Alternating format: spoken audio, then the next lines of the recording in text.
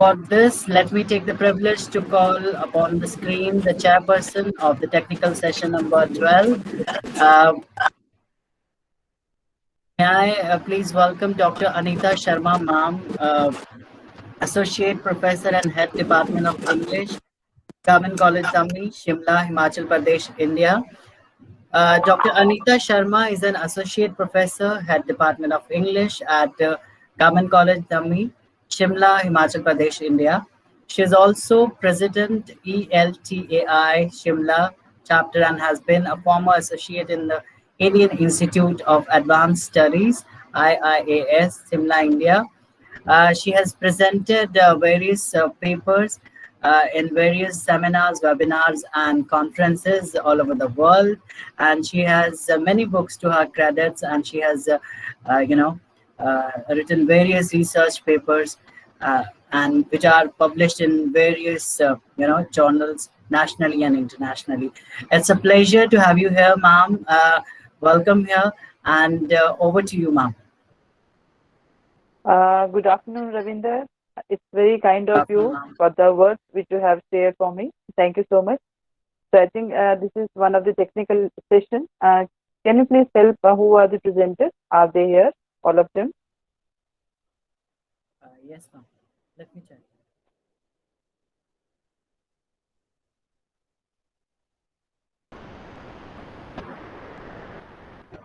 Okay, 1 minute now. 1 minute. Yeah, the very first presenter we have Dr. A. Karthika Onithan. Are you there, sir? Yes, sir, I am here. Okay, are you there, ma'am? Yeah, welcome.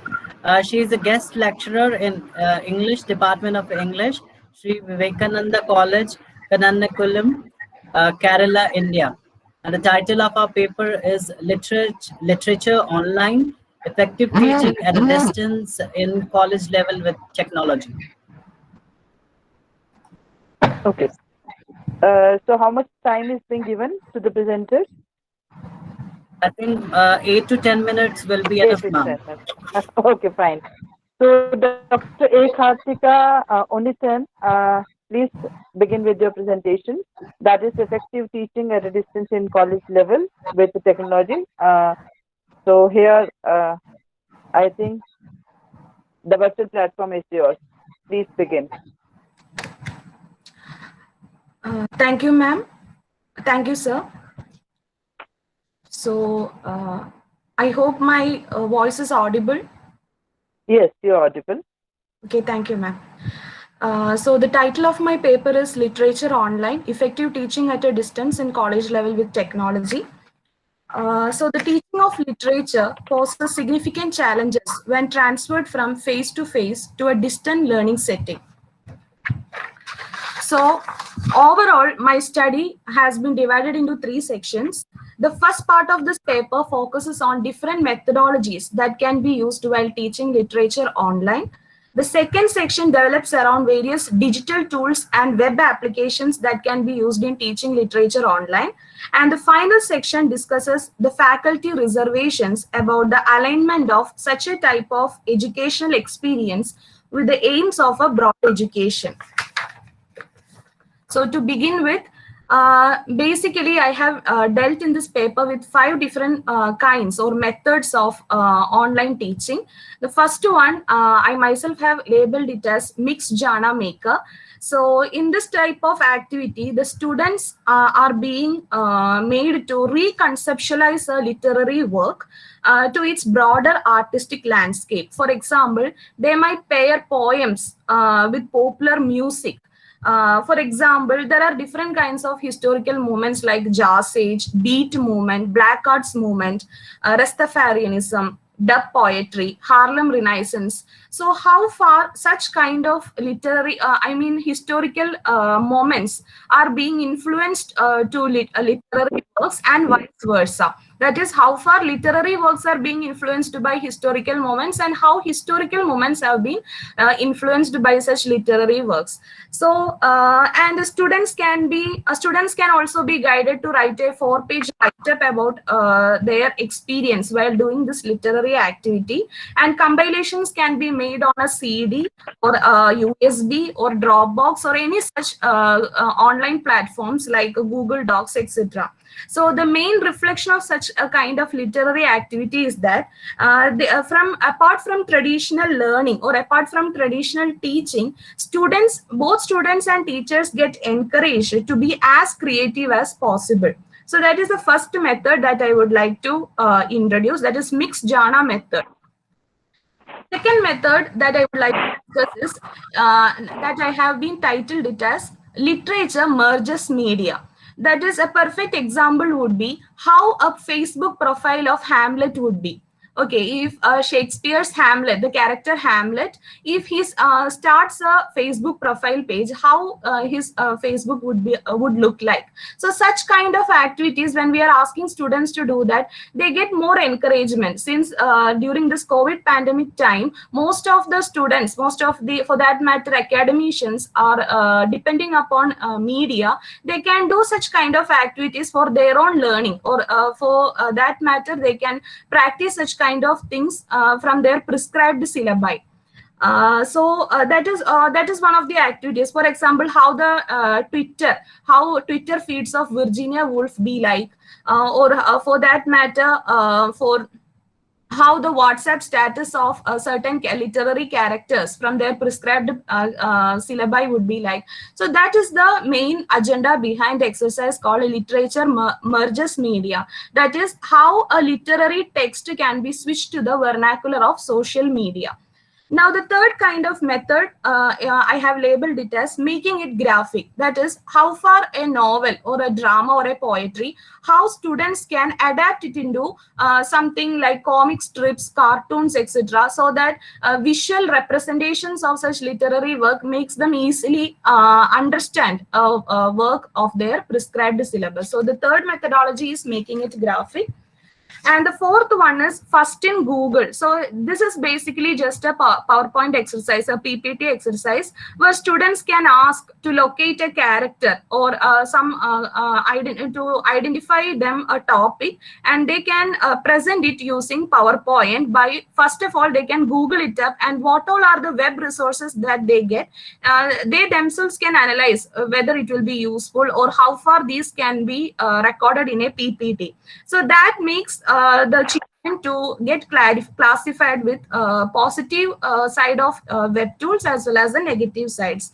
And the last method that I would like to discuss is about an online commonplace book, that is communal postings, especially in literature. For example, first BA students, they can have a communal forum for themselves where they can discuss about their favorite passages from the prescribed course content, and such kind of online commonplace books helps them to shape class discussion, and they can also invite their classmates or other friends to respond to their post.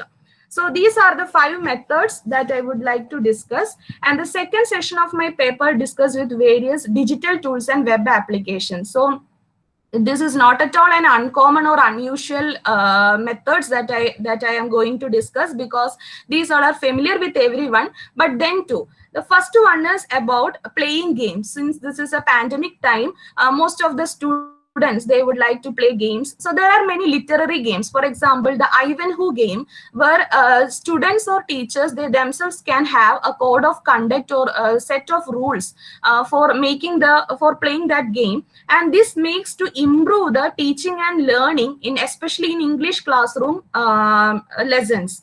That is, these games can be exotic to students while they practice such kind of literary works. And also there are many other games like Nomic Show, then War of World. War of World, especially, they have many characters called avatars. So this helps students to get an awareness about the medieval literature, because medieval this War of World, it is actually a massive multiplayer online role-playing game released by Blizzard Entertainment in 2004. So it is a vast game world set in a fantasy-infused medieval universe. So the children get an idea about how the medieval kingdom look like, how and what will be the costumes of a knight, what are the traits of him. So rather than just being a passive reader or a listener to a literary work, such kind of games helps them to visualize, or to be, they themselves can become the players of such kind of games. Then the second type, the next type of digital tool that I would like to discuss is about the hypertext versions of literary classics, or for that matter modern text. Like for example, there is a website called Pally, P-A-L-Y, Pally Online. They have a section called Textarc, where most of the literary works are being transferred to hypertextual versions. So this stimulates or this catches the attention of students to understand, or to make them read more about, or understand more about a particular literary work.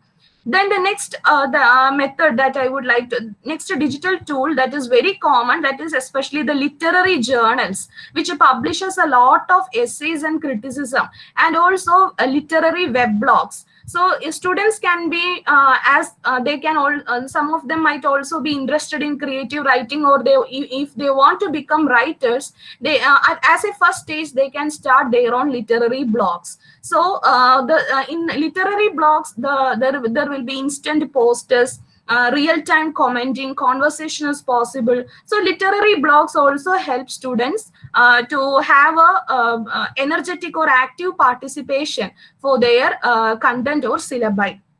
And there are also many game and film adaptations of several literary works, which helps them to understand more about literature. Now, the results and discussion about this particular study is that although there are many positive sides, as a coin has two sides, there are some negative, not we can say negative, but there are some blocks which we can easily tackle with the help of government as well as the education department. That is, in online teaching learning, the first matter that concerns most of the people is the finance. That is, finance economically squeezes the institution as well as both faculty and students. There is an alarming rise of high-skilled faculty who merely, there is a tough competition between those teachers who are well aware of this technology, as well as those who mainly uses this traditional lecture method. So such kind of competition. The first reason is finance, of course, economically speaking, there is some blocks while doing all these exercises. The second one is the faculty training. The third one is, although we speak a lot about technology, students expect a high demand for well-functioning and educationally beneficial technology. Like most of the students who are in rural areas and all, and especially when there is a divide between government colleges and private colleges or private universities, when private universities provide more facilities and opportunities for children, government or government-funded universities or colleges, they have less demand, or they have less facility for such kind of technology. So that matter has to be looked into concern. And also the second last reason that I would like to discuss is the high pressurized environment for both administrators as well as faculty to combat with the outcomes and goals of state legislature. Like we have to attain the specific program outcomes, course outcomes, learning outcomes. So all such things, although it is very good, it also has its own limitations. It compels teachers as well as students. More than students, it pressurizes teachers to achieve certain goals within limited period of time. And then there are also the last factor that I would like to discuss is about certain reasons called plagiarism. So when we are conducting an online class, when we are conducting an online test paper or online exam of an final NSEM, the first thing that we have to look upon is plagiarism. So many countries, they have their own softwares like a Turnitin or something like that. So many plagiarism softwares are there, but there are also a lot of colleges or universities who cannot use that also. And then proctoring is also, proctoring means we have to invalidate this online exam. So in US and all, there are many softwares like Proctor US, which helps to check the students while they are writing the exam. But we have to ponder upon how far such softwares are being used in our own country. And then there are also many entertainment websites. So even if we are giving students free internet and free technology, there are also such kind of tendencies among students to divert it into entertainment websites like YouTube, Facebook. They may be watching, or they may be looking upon those websites when we are teaching the class. So all these are also the factors that push back the development of online teaching or digital platform. But the exercises that I have mentioned in these in the first section of my paper makes these students to look upon, or they make them more active in the learning, whereas the teachers become just the facilitators for this kind of learning. So the conclusion of my paper is that this study doesn't mean that in the internet's introduction is the end of reflective reading. In effect, this study can be used to maximize thorough interaction. And it is there are all the teachers can also try this kind of methods to be different from the lecture and classroom based instruction. And when we are moving on to the offline classes, they can also means implement it when they are doing this in the physical classroom.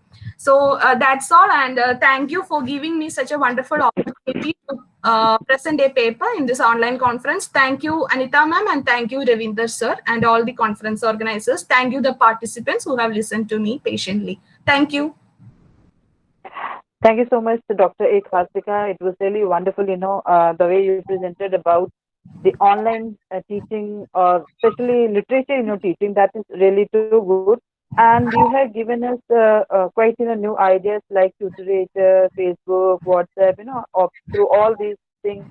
If we try to merge literature with the online, facilities which we are actually, using for other purposes, I think in this pandemic, era, the thing would be far more convenient, not for only for us, but also for the students, because we could, actually attract their attention. I think that was the main gist of your, presentation. Yes, Especially also talked about the methods, which could be, taken up, like you talked about the jazz music and other, historical moments when you said Harlem Renaissance and all. You said all these literary, historical periods, they can actually correlate with the literary work. And for that, we can go through the ideas like the making, graphic novels, like using cartoons or comic strips, or, going through the web resources, checking out the thing through Google and making, PPTs, PowerPoint, presentations, which could be a great help, not only for the teachers and for the even for the students. I think PPT is the most common thing which all the teachers in the present, era are going on with the digital teaching. You yes, talked ma'am. about the games, that was a new thing to me, because I have never taught things, through those, games which you said that there are few literary games. I would like to check up on all those, literary games. And Sure, thank ma'am. you, for actually making us be aware of, such kind of literary games. Thank you, ma'am. Thank you. The things you talked about is hypertextual, Yes, hypertext, when you said. yes, ma'am. It's there is some site you were mentioning Pele or something. I'm not sure about that because I haven't heard. I just heard it from you only. Though I very much aware of the literary journals and the web blogs. So when we talk about hypertext, I know sometimes because if we are teaching the higher classes like the PG classes or the MPhil or maybe the research people, we often have to take help of the intertextuality over there. And when we talk about the intertextuality, though you began your thing with the historical references and the literary references, where you said you could actually transcend both the genres, the historical moments and the literary works in the online, thing. But Yes. when we have to present it or to show it, in an intertextual, context, I think in that way, which kind of web tools are far more convenient? This is one of my queries. Second query I wanted to make out, that is regarding the online exams. That was too wonderful, because at the present in a moment, I think the basic thing which we actually need, that is how to conduct the exams, because this year also, like the last year, we are caught up into this the situation, the bad situation of the pandemic during the examination time. I think still the people from CBSE boards like 10th and 12th, students, or even the college students, they were also having exams during this a month, or in the coming month. So you were talking about the proctoring, which is actually helping in USA. Yes, ma'am. When we, supposing in India, we wanted to actually go for proctoring, how we are going to actually deal with the problem of technology, that is especially the connections and the hardware which are being given to the students. Is there anything you wanted to suggest? First of all, thank you, ma'am, for your comments and questions. Ma'am, actually, these softwares, for example, Proctor US, it can be, I think, implemented from using the state government or state universities, because whatever we start, it should be started. What I suggest is it can be started from the grassroots level. So, those softwares, especially for our PhD thesis, even universities are using plagiarism softwares by buying from other countries. So like that, we can have such kind of softwares and we can implement them, especially in our degree classrooms and college level teaching. And ma'am, the other question, I think it was about conducting online exams. And I think, Hello? hello, ma'am, am I audible? Yes, ma'am, you're audible. You're audible. Okay. Ma'am, I think it would be more useful if students are given some kind of, rather than giving direct questions, it would be more useful for them to give Yeah. the open-ended Yeah. questions. Okay. Open-ended questions. So I think Okay. it makes them critically think and analyze to answer or respond to the questions. And then I don't remember, ma'am, the other. Okay. So, other one, I just wanted to know about the online exam. How would you help, in providing the things, like the hardware, you would say the laptop or the mobile smart, phones, to all across people in India, because we have more marginalized people in India than, the high middle class, or what do you say, the better, class, well-to-do class. So how would you help if you, supposing we wanted to imply proctoring in India? What problem would be there? Ma'am, I think the first problem which I myself faces is most of my students itself, they are from rural areas, and while taking online class itself, they will say, "Sorry, ma'am, attendance mark to give us because range issues are there. Most Yeah. and don't have access for smartphones and all." So what we do is we at least weekly or twice we make, if possible, we can have contact classes, physical classes, but that too within as two batches. If there are 40 students or 20 students, we have to divide them into small sections, or we have to make them by social distancing only. At the present situation, we can do. Otherwise, conducting online exams would be feasible if they are given open-ended questions rather than giving direct questions from the text. They can be given critical questions, or even they can be given some projects which make helpful. For example, ma'am, this graphic literary activity called graphic, nowadays in our literature, graphic medicine or graphic narratives are research upon them is going on a high level. So at UG and PG level, if they are trying to practice it with their own syllabi, it makes them to introduce into the world of higher research in their own subject area. So that is what my small suggestion is. Thank you so much. I could understand. I think the basic problem amazed in India that we are too much in number and Yes, we ma'am. have very meager, resources. So that is the major, thing. Otherwise, all your, suggestions are too good, Okay, ma'am. but it's not practically feasible to implement them. Thank you so much. Thank you, ma'am. Congratulations for such Thank a you, ma'am. nice, presentation. Okay, So ma'am. now let's, is there any questions from the audience? Audience would like to participate? Okay, fine. Thank you, So ma'am. audience are really happy. They are mesmerized with your presentation, so no worries here. Let's come to the second presenter of the day. We have, okay, it's a joint presentation by Dr. Pooja, Dr. Renu, and Rakesh Sharma. And they are going to present on understanding the role of redesigning strategies, human resource management practices for fostering entrepreneurial sustainability. So this is the title of their presentation. So it's something to do with the entrepreneurship, and we are happy that there are three presenters over here. I just wonder who is going to present. Pooja is going to present. Yes, ma'am. Dr. Good Pooja, evening. you are going to present. Uh, Okay, you're Good welcome. evening. Please begin with your presentation and try to wind up within 7 to 8 minutes. Okay, ma'am. Uh, Let me share my screen. Uh, is it visible, ma'am? Uh, just a minute. Give me a minute. Yes, it's visible now. Okay, ma'am. Okay. Thank you, ma'am.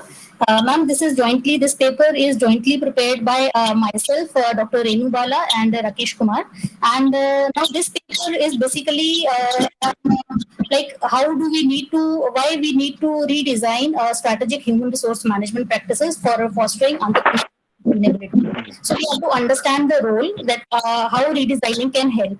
So first of all, it is very much important to understand what we mean by strategic human resource management, and this is basically an idea that gives us that helps us in understanding that how this competitive strategy, employee satisfaction, can only materialize through adequate, competent, and motivated staff, and which can always minimize labor turnover, absenteeism, and which also reduces production cost. So this paper is moreover of literature review, and basically the past researchers, they have also established there is some relationship between strategic human resource management and in which this dimension, qualitative labor flexibility, has helped in improving the performance of the organization. And now moving on to why this study was important. Now, because in today's hostile environment, we know that workplace practices and strategic human resource management, it has become a key in re-examining and revising how jobs and its processes, they fit together, and just to gain efficiency and employee productivity. So an extensive research is required, and some linkages they are required to be established. There are not much researchers in which some linkages have been established, but only few researchers, they have established the linkages. So that is why now some of the dimensions have been identified, and this is the conceptual framework that highlights some of the dimensions of strategic human resource management practices. And in this, I have framed certain objectives. And first of all, how the first objective, it highlights that how this entrepreneurial characteristics, like in this case, I have taken stock managers, accounts managers, and then also general managers, and how their characteristics, how their expertise and educational qualification, it helps in improving the performance, in resolving the labor-related problems, and also improving the organizational performance. In the second objective, I have highlighted that the very important dimension of strategic human resource management practices, that is employee resourcing. That means by identifying useful employees, very skillful employees and skilled labor, and by imbibing some knowledge, abilities, and skill in them, we can always improve performance of the organization. In the third objective, I focused on like how by following various measures, which past researches they have also highlighted, like piece rate system, this bonuses and this refreshments, then thinking on or focusing on the welfare and safety of the employees, and also just incorporating or providing them provident fund or introducing provident fund as a part of reward system, as a part of reward management can always help in improving the performance. Then the next dimension, it focuses on employee training and how the personnel management, if we focus on personnel management, we focus on the training aspect, then we can always improve the performance of the organization in terms of profitability, sales volume, and expansion and growth also. So performance management, it also focuses on, how we get into the agreement, how we get into agreement with the labor or workers, and how we listen to their problems. We initiate dialogues with them, we get feedback from them, and listen to their problems, and after resolving those problems, we can always improve the performance of the organization. And lastly, in the last objective, I mentioned that how focusing on their careers, like through proper counseling and just giving them appropriate training, we can always improve the performance of the organization. And now these are the objectives basically, and these objectives, they are also mentioned in the conceptual framework. And after through interviews with the general manager, accounts manager, and stock manager, we came to know, because these were the persons who were involved in resolving the problems. And through their expertise, experience, they were having a lot of experience in the organization, and through their experience and knowledge, they could resolve this problem amicably, and all the labor related problems. And that is why, which satisfies our first objective also, because this is basically the study of Safex Chemicals Private Limited, and this firm, it was facing a lot of problem with respect to human resources, and because of which there was continuous decline in the production and sales. And that is why we have redesigned the study first of all, and we have followed, we can say that the interview method, and we, after interviewing the managers, and also by obtaining some secondary data in the form of financial statements, we have actually analyzed that whether there was some improvement in the production performance, in the growth of the firm or not. So this is basically interview based, and some analysis, financial analysis using ratio analysis has been done.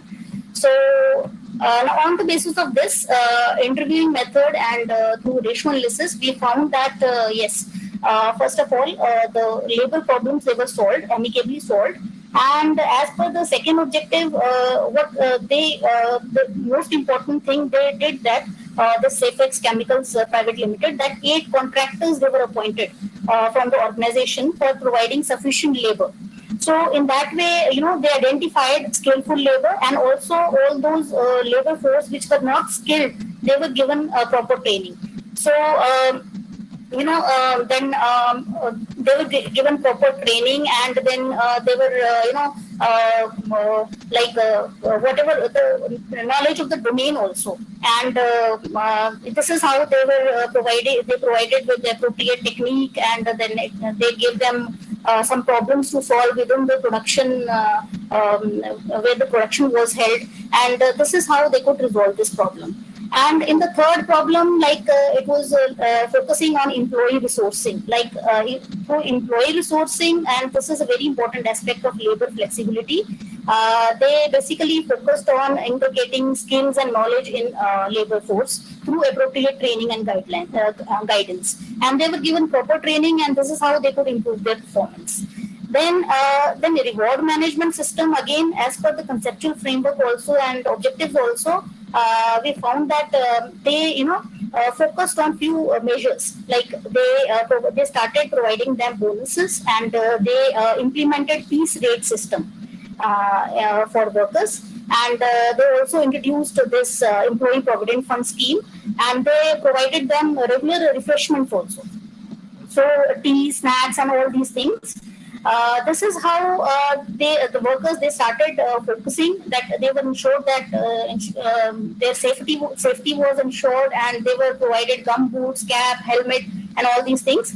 And this is how they were happy, and they were contented with the working conditions and the ventilation part also. And this is how after providing them this financial incentives, the performance of the organization it got boosted. And in the next objective, like I would like to focus, in which I focus that by focusing on personal development, by providing training. So in this case, in the case of Safex Chemicals Limited, home training it was provided to the workers, and which actually helped the organization in coming out of this problem. And because of the training, I mean, there was less wastage in the production department, and skilled labor, they operated the machinery well, and all the operations, they were conducted very smoothly. So in the next part, in which I have focused on performance management, and a proper dialogue was initiated between the workers through the representative of trade unions, and a proper dialogue was initiated between the workers and the top management, and which helped the workers in meeting their demands and also improving the performance. And in the last objective, wherein I have focused on the career counseling, I mean, their higher qualification it was focused upon, and they should be skillful, and not only skillful, but they should be given more training, and they should be their qualification should also be enhanced with the time. And this is how their production operations were they improved over a period of time. So this is all I have mentioned in the findings also. And but this study, again, I would like to mention some of the limitations also, because now, no doubt, it is somehow, to some extent, it is empirical, because we have applied ratio analysis also, and the other techniques, in which we have, try to apply two techniques, stock turnover ratio and this, current ratios. And we have tried to identify that like how many times a company's inventory was sold, and how the companies they managed with a higher and lower level of inventory, and also on the this liquidity position, short-term liquidity position, that was analyzed with the help of current ratios. And this is how we came to know that there was significant increase in the production levels of this particular firm. So after assessing the various problems and after resolving various problems, this firm could actually come out of various problems related to HR department. And but still, this is interview based findings, and this is focused on existing. This research is focusing on existing literature only. So I mean, this relationship is depicted, no doubt. It may further be some sort of relationship can be established by focusing on other organizations of similar nature, of similar lines of activity, and also focusing on the applicability of this conceptual framework on other organizations also, other MSMEs also, micro, small and medium enterprises. And also we were falling short of the data also, because we obtained financial statements from them, but there is a requirement of more data, and for actually arriving at some conclusion. So some labor-related problems are also there, but these problems may differ for other organizations. So we cannot generalize these problems that yes, because this was done with respect to one organization, and the same thing may be applied on other organizations also. So we cannot say that.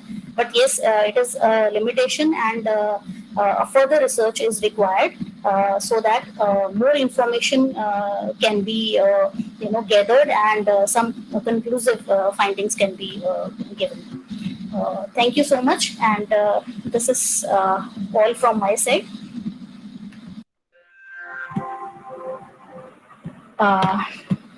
Thank you so much, Pooja. I wish if other members could also, add to the thing if they are with us. Those who are representatives with you, are they with us? Would they Uh, like to say a few words?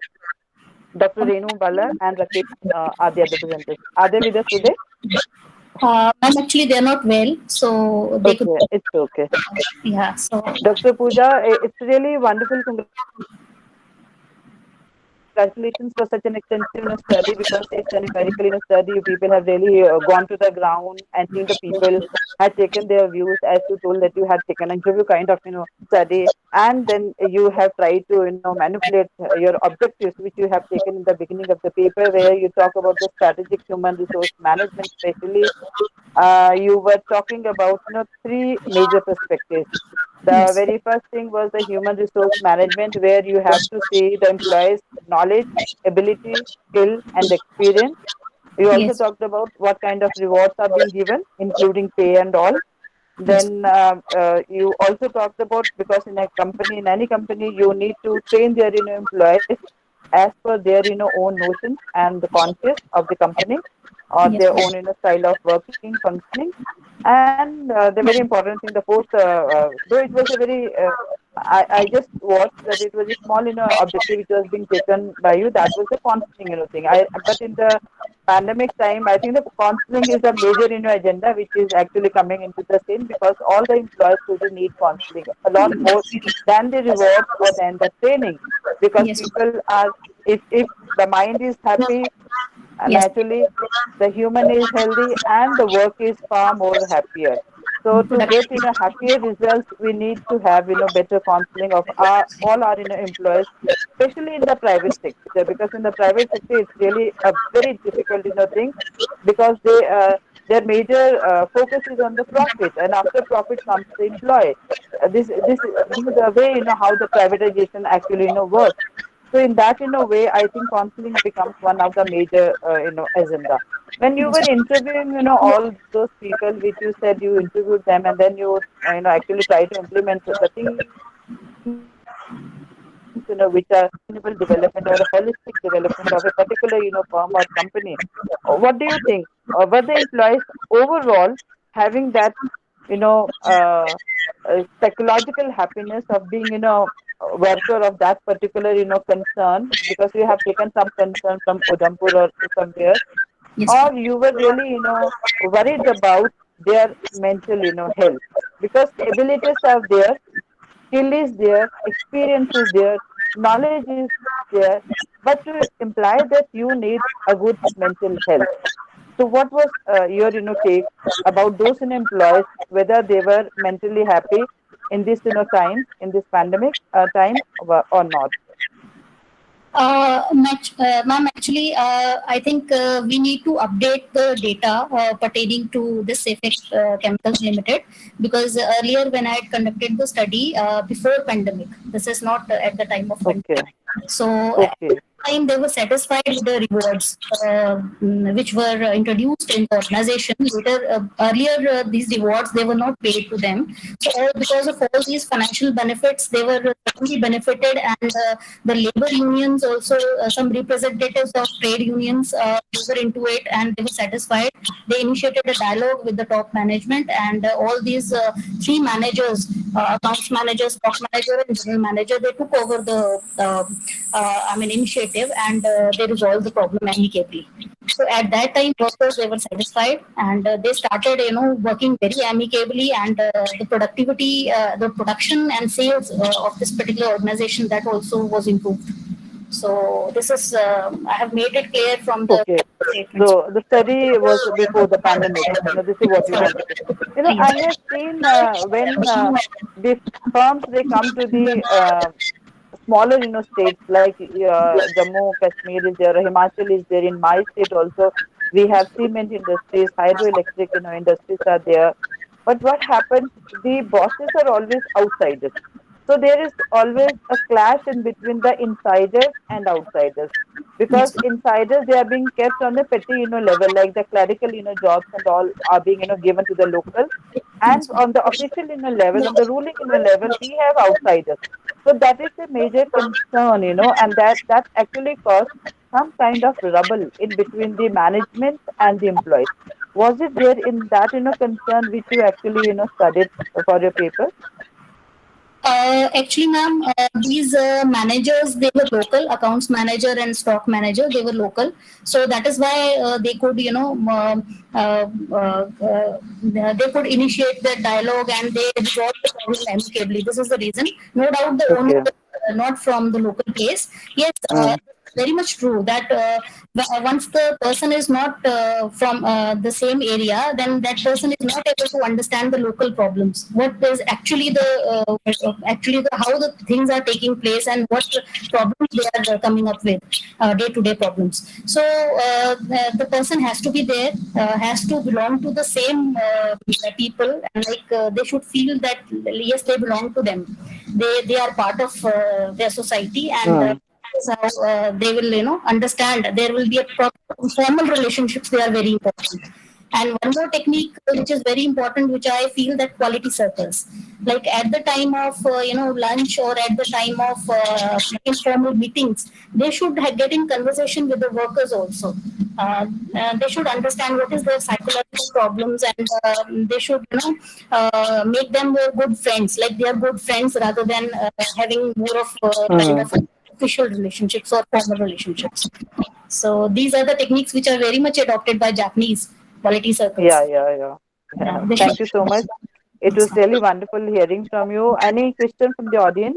Anyone would like to ask? Okay. So, Dr. Pooja, thank you so much. And we wish all the very best to your co-partners. We wish speedy recovery to them, both of them, Dr. Renu and Rakesh. And thank you so much for your presentation. Now, let Thank me you. invite our third presenter of the day. We have Preeti Devi, who is the Assistant Professor of Education, Government Degree College, Doda, J&K, India, and she's going to talk on women and education issue. Am I So, audible, ma'am? Preeti Devi, yes, I'm you are. audible. Yes, yes, you are audible. Hello. Yes, you are Good audible. Please evening, carry on. everyone. Yes. Good Try to evening, wind up everyone. within 6 to 7 minutes. Okay. Okay, Good ma'am. Okay. evening. My name is Preeti Devi, Assistant Professor of Education in Government Degree College, Doda, JNK, UT, India. I'm going to present on the topic entitled Women and Education. So, Indian women enjoyed equal status along with men during the post-pre-Vedic period. Women had access to education and married after they reached adulthood. Further, they enjoyed right to choose their partners. The Rig Veda and Upanishads mention about several women sages and seers, notably Gargi and Maitreyi. Women's status started deteriorating since the post-Vedic period, as was clearly observed from the restrictions imposed on women lifestyle in Manusmriti. That includes restraint on access to education also. Position of women further deteriorated in the medieval period. Education was totally denied to women during this period. Women were restricted to kitchen, maintenance, and treated as childbearing machine. However, during the modern period, efforts of social reformists like Raja Ram Mohan Roy and Ishwar Chandra Vidyasagar could reduce practice of sati and forced widowhood, and thereby encourages widow remarriages. These social movements of early 20th century were able to formulate some laws for the betterment of women in the society. Education is necessary for the growth of any country. In India, women have traditionally been confined to household work and taking care of the family. Patriarchy is the root cause. Many did not believe in educating women. Instead, a female child was seen as a burden, and getting married was the only way. Crimes against women are on rise, and this prevents them from receiving an education. Low income forced parents to educate only the boy child, believing that he is the only breadwinner for the family, while the daughters stayed at home. Women education refers to any form of education which aims at improving the knowledge and skills of women and girls. It includes general education at school, college, and university level, as well as professional, technical, vocational and health education, etc. It encompasses both literary and non-literary education. During the Vedic period, women in India has access to education, but while they have gradually lost the right, the need for women education goes back to time of independence. Savitri Rao Phule and Jyotiba Phule were advocates for women education and set up an institution for girls in 1848. During the time of independence, the female literacy rate was only 8.6%. According to 2011 census, the female literacy rate in India was 65.46%. Though it has seen a rise, India has not met the world average at female literacy rate.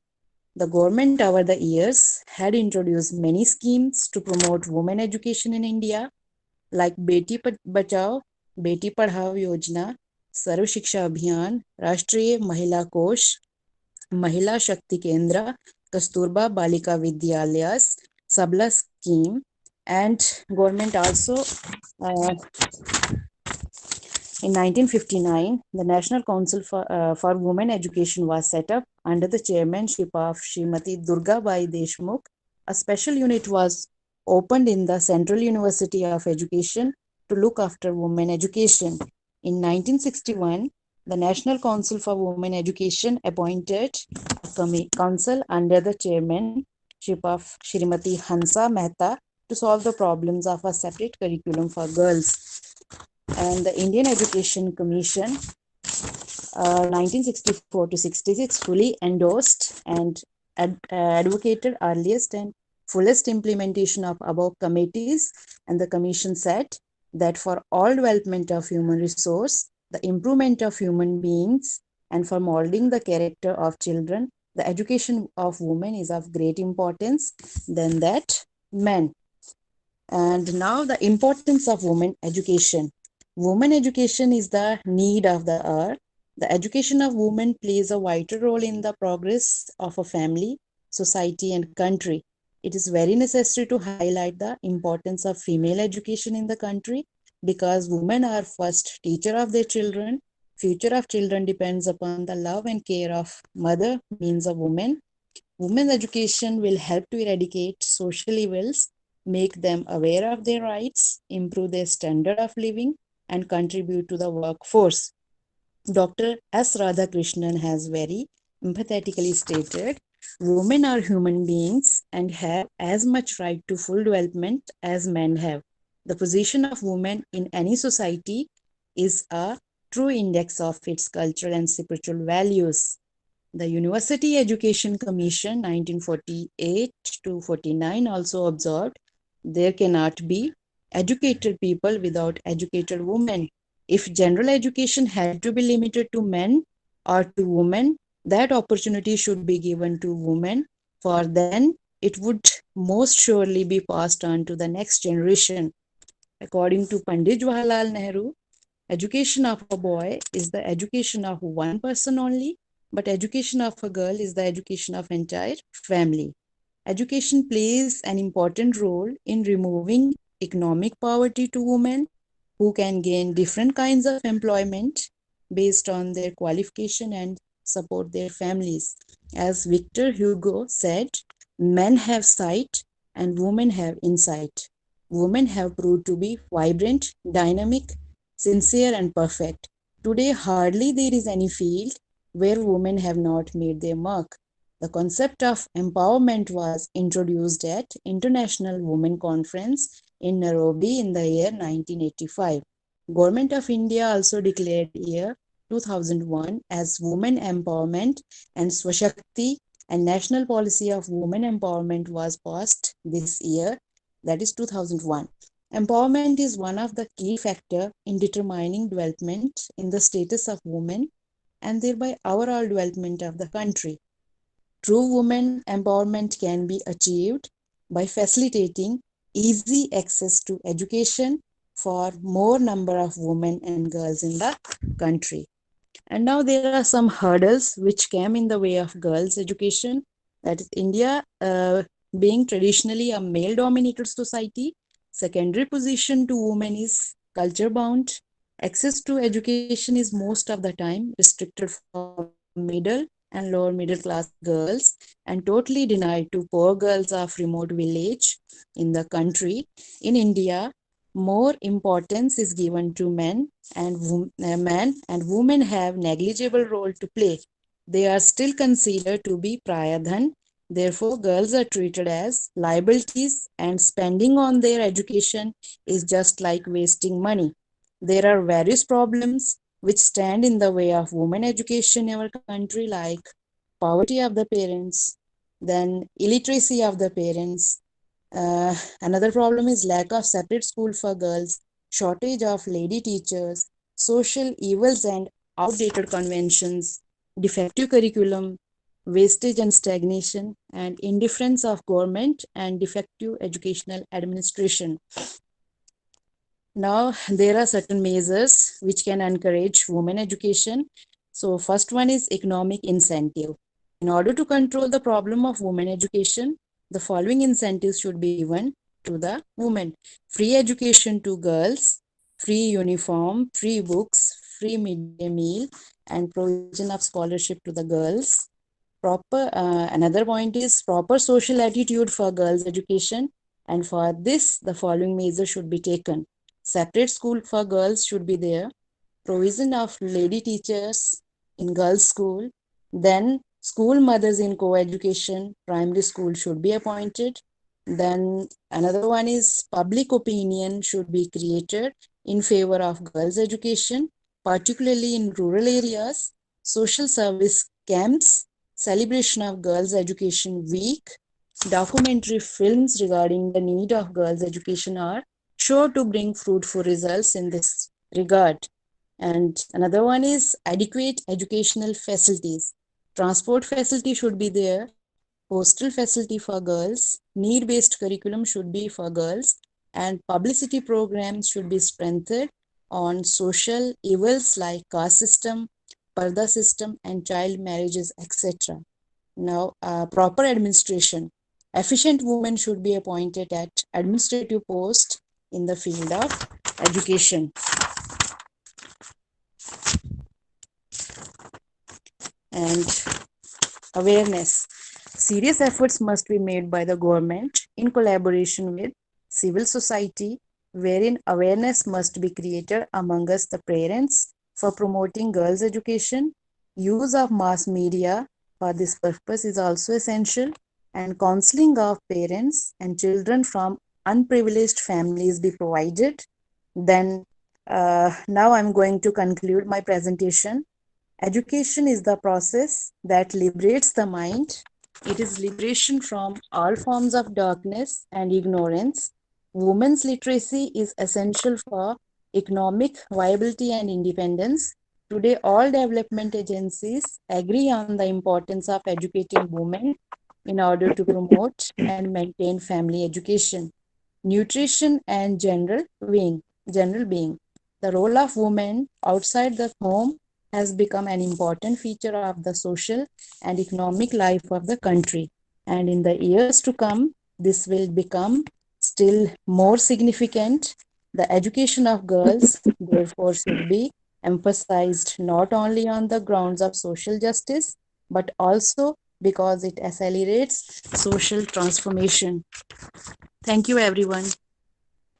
Thank you so much, Preeti. It was really wonderful. But the topic you have, chosen, that is a topic, it doesn't have any limits actually. Women and education. I think we can talk and talk and talk, for hours together on this, issue. But the basic thing, which you focused in a presentation, that was the importance of the education, basically. Because education may be for men or maybe for women, as in one of the Sanskrit slokas in one of the Upanishads, it's been said that education actually makes us more courteous and polite, and from courtesy we could gain competence and ability, and from competence you can earn money, and from that money you can perform your duties, and with those duties you can do the righteous thing, and if you do a right action, I think a person can live happily ever after. So that means education is a must not just for the women, but also for the men. But no doubt you also, talked about the Nehru's, viewpoint and the Gandhi's, viewpoint, where they say if you teach a woman, you're going to teach a family. That is also, absolutely correct. Because when women, she is being, given education, I think she talks with her deepest, self, her own, essential being. She show how important she is, and she actually jumps into the field of pure consciousness of mind, and she manifests, infinite diversity um, in her, knowledge or universe, what you say. And basically, a woman, they go along with the power of education, the freedom which she gains from the education, and the grace which she already is being, blessed by God. And these three things, power, freedom, and grace, they attribute to the family's happiness, joy, and bliss. So that is why education of women is quite important. So any question from the audience, if anyone would like to ask? We all go with Preeti's, presentation that education is a must. Let's, give maximum, benefit or maximum, all kind of facilities. Let we be the facilitator so that all women in India and across the world, they get best of education and best of, their lifestyle. So thank you so much, Preeti, because we are Yes, ma'am. lacking in Thank you, ma'am. time. Thank you very much. Thank you, And ma'am. congratulations for your presentation. Let's come to the next, Thank you, ma'am. presenter, Mr. K.P. Khannan. He is a PhD research scholar from Suru, Rajasthan, and he's going to tell his presentation. The title of the presentation, Mr. M.P. Kannan. Are you there? Not MP, I think KP he is Kannan. not Sorry, there in the I'm list of sorry. participants. Mr. KP Kannan is there. Is he there? Ravinder, can you help me? Is he there? I could not find him in the list of participants. Okay, fine. So I think with this we are over with this,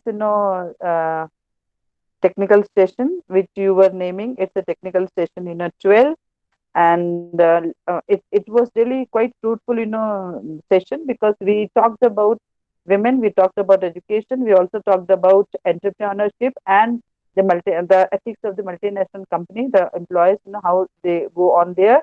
And our first presentation was really very interesting. That was on how to teach online literature, or how what other methods could be, taken into while teaching literature, online. So I'm really thankful to all the audience, those who are with us. Though we began with a very humble audience of 29, but now we are having 50, around about 50 people with us. So it's really wonderful to be a part of this, event. And my special thanks to the organizers who had actually organized this 3-day international virtual conference on teaching, learning, and education, which is jointly organized by Government College of Education, Canal Road, Jammu, India, State Islamic Institute, Indonesia, University Muhammadiyah, again from Indonesia, and Cape Comorin Trust. And my special thanks to Ravinder for helping me in this, session. And I am really grateful and obliged to Dr. Shubhra Jamal, who actually invited me to be a part of this technical session.